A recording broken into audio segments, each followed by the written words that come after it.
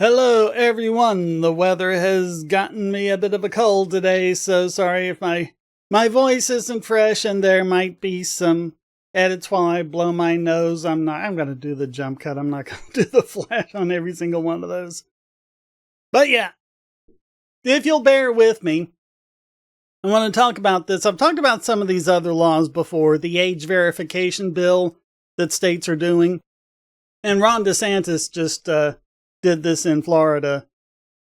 Then they've done this in North Carolina too, which means that any state, anything in the state, you go to a website that has anything resembling Adelphi and they've cut it off. Like, if you're in North Carolina, you can't visit this. Yep, Florida's going to do it as well. This is over on Reason Magazine from Emma Camp. It says the law would require platforms to use invasive measures to prevent most teenagers under 16 from making social media accounts and bar all minors from sexually explicit sites. So, time to buy stock in VPN companies, I guess. Yeah, there's the guy. Could you imagine if he was president?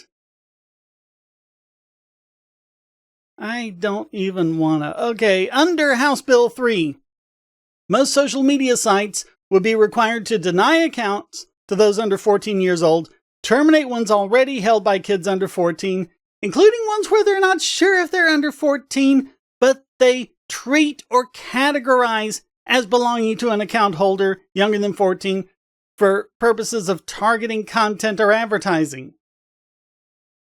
But wouldn't that also be the case if they're like the parent of a 14-year-old? Because especially smaller kids, they don't buy stuff on their own. The parents take them to the store and buy them. So all those advertising you're seeing that's targeted at kids are really targeted at the parents. Accounts held by 14 and 15-year-olds are also targeted for deletion under the law, though they can keep their accounts with parental permission. Oh, wow. Isn't that so generous of you, actually letting parents make a decision or two? When this should be solely the job of the parents. And by the way, I didn't mention this last time, although I should have, in the one about teens turning to social media because of issues of depression and anxiety in real life. A lot of these outlets are the only places that a lot of these teens can get support for depression or abuse or whatever they have going on. Cut them off from that, what are you going to be doing? Any commercial entity that publishes content that is harmful to minors, whatever that means, it's whatever they want it to mean, really, on a website or social media application must use age verification measures to ensure that those under 18 cannot access the material. Appears to be written to prevent minors from accessing porn, defining harmful to minors as appeals to the prurient interest, but I like having my prurient interest appealed to. Depicts or describes in a patently offensive way sexual content, but could there be a concept more subjective than offensive? What's offensive to one person is actually pretty darn good to a lot of us. And when taken as a whole, lacks serious literary, artistic, political, or scientific value for minors. I have never liked that phrasing.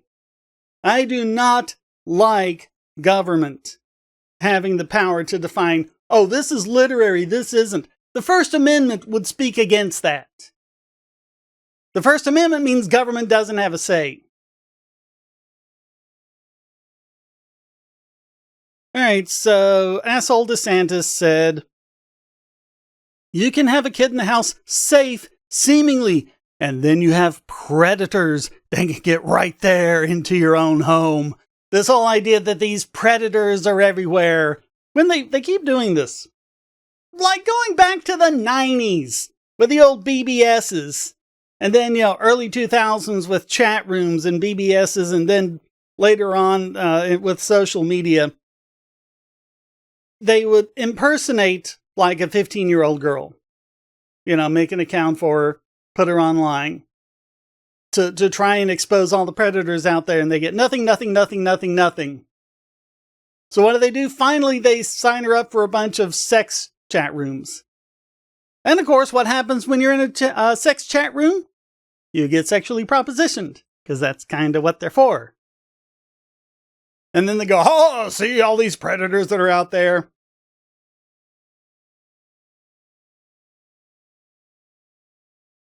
You could be doing everything right, but they know how to get and manipulate these different platforms. I'll say it again, this is 100% the role of the parent. The parent should be doing this. And I know you're going to say, oh, well, some parents are going to make bad decisions. Okay, some parents make bad decisions. But if you put the decision in the hands of government, it won't be some parents making bad decisions for some kids. It will be government making bad decisions for all kids. Because that's the only thing government can do. Government doesn't know your kid. Government doesn't know what's good for them. You know what's good for your own kid. You're the only one who does. Companies that violate the law could face severe penalties, including up to $50,000 in damages per violation and $10,000 more if they're sued by an individual. While the bill does not specify exactly how many social media sites should verify a customer age, with such large consequences for violating the law, it's likely they'll require the government ID. Take a picture of yourself with your driver's license, just like they're making the crypto exchanges do, or facial scan or otherwise sensitive information. HB 3 forces Floridians to hand over sensitive personal information to website or lose their access to critical information channels. This infringes on Floridians' First Amendment rights to share and access speech online. And that's Carl Szabo, Vice President and General Counsel of NetChoice. By the way, teens have this right too. Teens have First Amendment rights. So it's not just that by forcing adults to hand over their IDs, you're violating their rights. You're violating the rights of teens too. Everyone has the right to share and access speech. We're disappointed to see Governor DeSantis sign on to this route. There are better ways to keep Floridians, their families, and their data safe and secure online without violating their freedom. And if there is a constitutional challenge, which I'm sure there will be, it'll be overturned, just like it's happened in California, which we'll get to in a little bit, because they're trying again on a different thing. Arkansas and Texas, all struck down by federal judges, saying that they violated the First Amendment. Alright, so over on Tech Dirt from Michael McGrady, a few more details on this. Like age verification laws implemented elsewhere in the country, HB 3 is broad and offers very little clarification on how to enforce the provisions of these laws. And that's the thing, they don't want to say this out loud. They're talking about IDs. That's what they're talking about. Take the picture of you with the ID. It's just like in the EU when they passed their horrible free speech hating censorship law. And they said, oh no, we're not talking about filters, even though the only way for the social media sites to do what they want is to implement filters. They don't want to say it out loud, but that's what they want. The Florida bill, in my view, attempts to do too much by simply relying on the won't someone protect the children. Minors who want to use social media must get permission from their parents through an age check. Also, the bill tries to lump the age verification debate surrounding porn into a single issue. The sponsors and DeSantis falsely present House Bill 3 as a privacy measure protecting minors and adults alike, but mandatory age verification requirements, no matter how advanced or secure age verification technology can be, are actually a violation of a user's right to privacy and anonymity on the internet as a whole. I've talked about this before, and this is going to go into the California thing. The problems of not having anonymity are when they said, okay, everyone was anonymous on the internet, and what? You had the trolls. Of course you did. They said, well, the problem is these people can hide, but if these people had to post under their real name, they wouldn't do that. Well, they made us post under their real name, and guess what? it's gotten worse. Because not only has that not stopped the trolls from doing it, now the trolls know who the rest of us are and can do terrible things like swatting. You can't swat someone if you don't know who they are. A lot harder to dox them, too. So yeah, that was supposed to solve a lot of problems that only got worse. ACLU of Florida, Kara Gross. The age verification requirements in HB3 place barriers between users, whether they're adults or minors, and their constitutional right to speak online. Age verification requirements blatantly chill the speech and threaten the privacy of adults by requiring them to surrender their anonymity to engage in constitutionally protected speech. And Gross isn't wrong. Nope, she's absolutely correct. Let me do an edit right quick. Oh boy, mucus and phlegm, so wonderful, isn't it? All right. No matter how you handle age verification, you're still verifying your age through the use of some sort of personal information, from government identification to AI age estimation, and now more than ever, biometrics. And I've pointed this out before. I pointed out way back when they were doing it with the crypto exchanges. What happens when the database is compromised by hackers? Because it's still the case. I'm getting these from Have I Been Pwned, which is a website everyone should absolutely sign up for. Lets you know if your email address has been involved in a breach. And just sites getting breached. Even in this day and age, we know how to secure websites. We know how to do it. If you do it right, your site won't get breached. Yet they keep getting breached. It's just gonna happen. Vendors of age verification software tout high in security. They do so by significantly downplaying or overtly dismissing the most basic lesson in security studies. No system is impenetrable. There's always a way in. Always. And that's even if you do everything right, which, as I just said, they don't. You know, all the ways they have of getting in are ways that we know how to protect from. And I mean, yeah, you can do everything right and bad things can still happen. They won't happen as often, but it's inevitable. Sooner or later, one of these databases, with everyone having pictures of their IDs, it's going to get compromised. It's not a question of if, but when.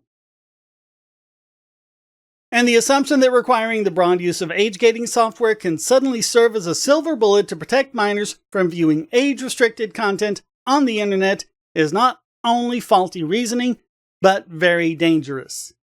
And beyond that, I need to remind you all that of the current legal and policy instruments being used to require age verification are unconstitutional. Let me blow my nose and then we'll go to the next story. Okay. Over to another Tech Dirt story from Mike Masnick, and we should be about 15 minutes into it. That should be more than enough for YouTube to let me swear. Because Masnick's gonna swear. Yeah, this is California. This isn't about porn. This has nothing to do with porn.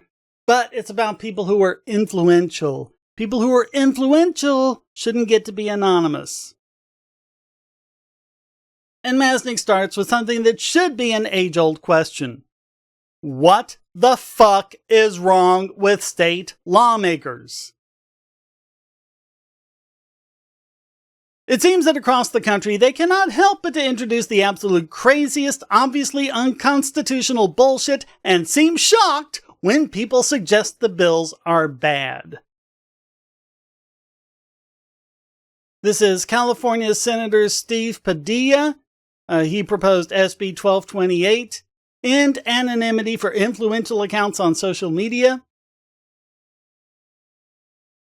This bill would require a large online platform, as defined, to seek to verify the name, telephone number, and email of an influential user, as defined. They say that a lot. As defined. They have to define everything. By a means chosen by the large online platform, and would require the platform to seek to verify the identity, as defined, by asking to review blah blah blah. They do specifically say government-issued identification. He said the quiet part out loud.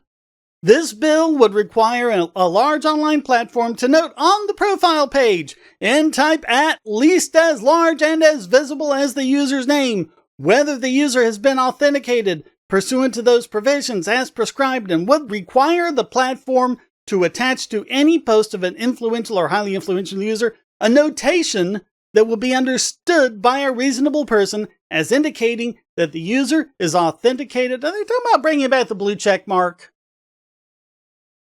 Is that what this is? They want the old Twitter blue check mark back?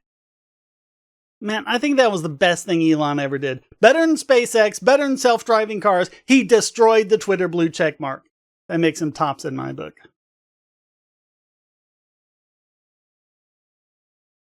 Alright, again, it's unconstitutional, just like all the others. The First Amendment has been rightly read to protect anonymity in most cases, especially regarding election-related information. That's the whole point of McIntyre v. Ohio. It's difficult to know what Padilla is thinking, especially given his blatant admission that this bill seeks to target speech regarding elections. Political speech.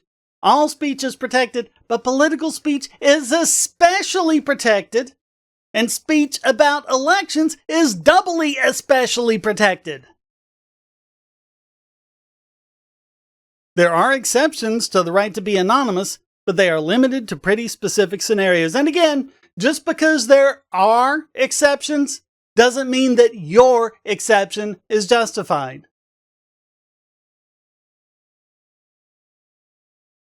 Padilla almost gleefully makes it clear that he is either ignorant of the legal precedents here or he doesn't care. No, he doesn't care. Just stop giving these people the benefit of the doubt. Okay? They don't deserve it anymore. They don't deserve the benefit of any doubt. They destroyed that a long time ago. They're not pretending to be ignorant. They're just power-hungry narcissists, sociopaths who don't care. As he lays out in his own press release, he wants platform to authenticate users because he's worried about misinformation online about elections, which is exactly what McIntyre says you can't target. Foreign adversaries, oh, here we go again. Foreign adversaries hope to harness new and powerful technology to misinform and divide America this election cycle, and that's our job. Weird humming sound all of a sudden. Bad actors and foreign bots now have the ability to create fake videos and images, yeah, like they couldn't before, and spread lies to millions at the touch of a button. Aw, you jealous? You jealous that it's not just you people that can do it? He doesn't like the competition, that's what this is. We need to ensure our content platforms protect against the kind of malicious interference that we know is possible. Verifying the identities of accounts with large followings allows us to weed out those that seek to corrupt our information stream. This is an understandable concern, but an unconstitutional remedy. Anonymous speech, especially political speech, is a hallmark of American freedom. The Constitution that this law violates was adopted in part due to influential anonymous pamphlets. Indeed, the Revolution itself. Remember, common sense. We know it was written by Thomas Paine. At the time, it was distributed anonymously. And the Federalist Papers and the Anti-Federalist Papers, all sorts of things. These were published under pseudonyms. At the time, no one knew who they were. Especially during the Revolution, because that was treason. The bill is weird in other ways as well. It seems to be trying to attack both anonymous influential users and AI-generated content in the same bill, and does so sloppily. Influential users are authored, created, or shared by the user, seen more than 25,000 users over the lifetime of the accounts that they control or administer on the platform, which is weird. Over the lifetime of the account would mean a ridiculously large number of accounts will at some point in the future reach that threshold. Just law of large numbers, give it enough time. Basically, you make one single viral post, and the site has to get your data and you're no longer anonymous. Second, does Padilla really think it's wise to require social media sites to have to track lifetime views? Because that would be a privacy nightmare. And then it adds in a weird AI component that's not a Weird Al component, that would be a different thing. This counts as an influential user. Accounts controlled or administered by the user have posted or sent more than 1,000 pieces of content, whether text, images, audio, or video, 90% or more likely to contain content generated by AI, as assessed by the platform using state-of-the-art tools and techniques for detecting AI-generated content. Yeah, how many small platforms are going to be able to afford that? So you have an AI, and it posts 1,000 pieces of content, and that's influential, and not just the bots we all ignore. Most of them don't have any following at all. They do all these posts and no one reads them. No one sees them. But that's influential. Also, Masnick writes, I have a real problem with the whole if the state-of-the-art tools, then you mostly lose your rights to anonymity, when there's zero explanation of why or whether or not these state-of-the-art tools are even reliable. Hint, they're not. And well, I'm not going to go over all the details. I just want to hit one more point that Masnick makes. He says, there is no fucking way I'm giving X-Twitter my government ID. That's a good one, X-Twitter. I need to remember that. But under the bill, Elon Musk would be required to ask me for it. No offense, Senator Padilla, but I'm taking the state of California to court for violating my rights long before I ever hand over my driver's license over to Elon Musk at your demand. Or Mark Zuckerberg. Or any of these other assholes. Because we shouldn't have to. And doing so is ridiculous. And as we've just seen, it's both Democrats and Republicans who want to do this. It's not even about porn. Do you think DeSantis cares if you watch porn? Do you think he cares one thing for children? He doesn't. He doesn't freaking care. It's an excuse to pass his bill. Well, here we have another one. If porn isn't going to do it for you, election interference, my Russians interfering with the election. We got to stop anonymity so my Russians don't interfere with my election. They're excuses, people. They want to spy on you. They want to know every single detail of your life. That's what this is all about. And both parties are like that. And you're not going to stop it by continuing to vote for Democrats and Republicans. So thank you so very much for watching. Comments for the comment god, shares for the share throne. Please hit like, subscribe, and the bell. As always, donate.pagosity.tv to keep me doing what I do. You can do a one-time donation, PayPal, Venmo, or cryptocurrency, the crypto that the government hates. And you can also become a regular supporter at Patreon and Subscribestar. Get these videos early and ad-free. Right now, it's just $1 to get the early videos and to get in on the live streams. That's going up next month, but if you get in now, for a period of time, you'll still be able to do it at the $1 level and do all of the other tiers at their existing levels. So, don't exactly know for how long, but next month those are going to be going up by $2. Get in now, and then for for some term in the future, I don't know, a couple months, maybe we'll see how it goes. You'll still be able, even after the other tiers go up, you'll still be in your old legacy tier, and you'll be able to get these for a little while. So, go ahead and do that while the prices are low. Thank you so very much for watching. Until next time, stay strong and be free.